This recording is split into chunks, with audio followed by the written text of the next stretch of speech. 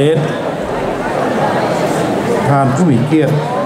เพื่อนพี่น้องหำซาดทุกเผ่ายักแพงระดับที่หลายปีแล้วที่สมาคมฟังงมบริจัดงานบาชีร่วม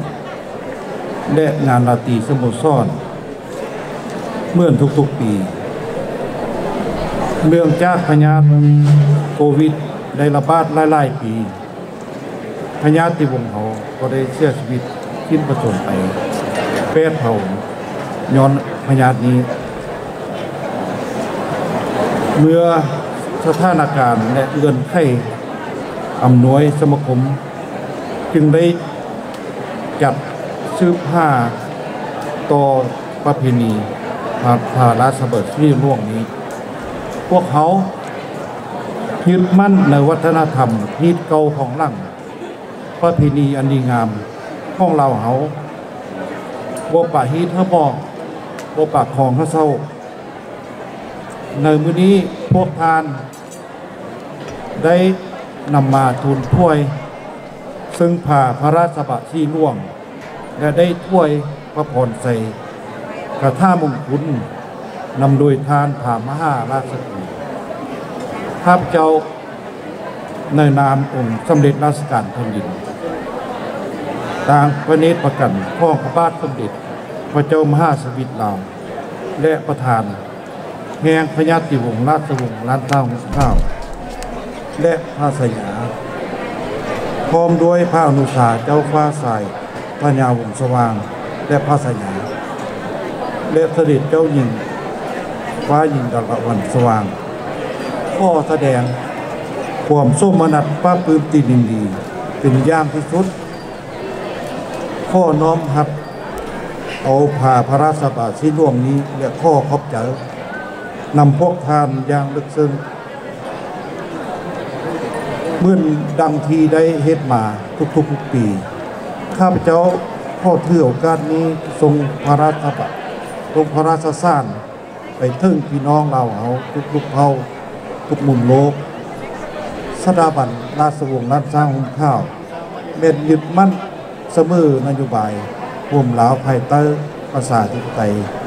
ของพระบาทสมเด็จพระเจ้ามหาสิริศรีสว่างวัฒนาพวกข้าพเจ้าได้ติดตามสถานการณ์โลกเกี่ยวกับลาวบริคาดดังที่ทุกท่านทราบแล้วกำลังมีศึกระหว่างรัสเซียและยูเครนได้เห็นว่ากลุ่มผู้นำลาวปัจจุบัน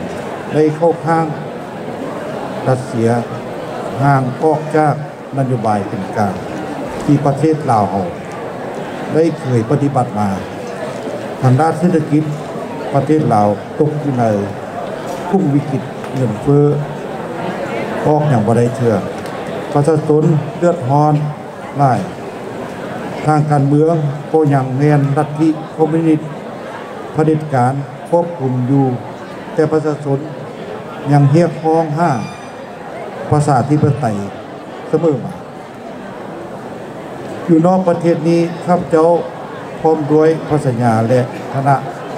ปฏิบัติตามเคยเที่ยวไปยามท่ามข่าวพี่น้องชาวลาวเขาตามความทื่นทูลเสริญพวกเขาข้าพเจ้าเองที่สหรัฐ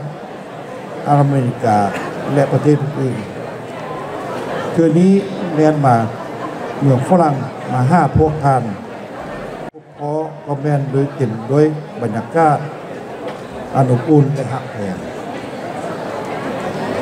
พี่น้องหอมซาดทุกเผ่าทุกทานทุกหมู่โลกในโอกาสวันสังฆาตขึ้นปีมาเปลี่ยนราศีเป็นปีมันเส้งพุทธศักราช2508ข้าพเจ้าในนามองค์สมเด็จราชกาลแผ่นดินตามพระเนตรประกันของพระบาทสมเด็จพระเจ้ามหาสิริราชข้อประสิทธิ์ประสาทพรใส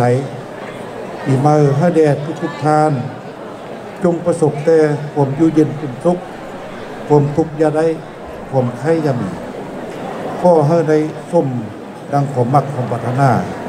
สุขทินสุขอุปการเถิด อายุวันโนสุขังพลัง